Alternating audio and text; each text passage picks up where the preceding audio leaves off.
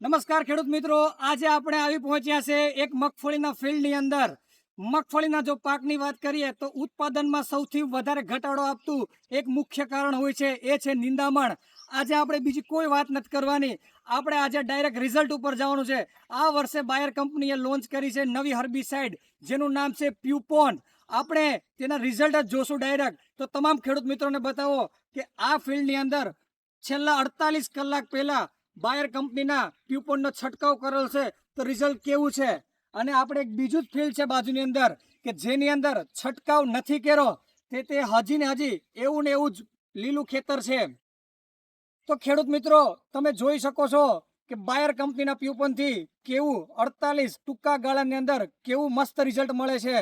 તો આપણે આના ડોઝની વાત કરીએ તો 500 ml પ્રતિ એકરનો ડોઝ છે. આના છંટકાવથી મગફળી પાછી પણ નથી પડી અને મગફળીના પાન ઉપર કોઈ પણ પ્રકારનો ડાઘ કે ડાઘ પણ જોવા નથી મળ્યો. ધન્યવાદ.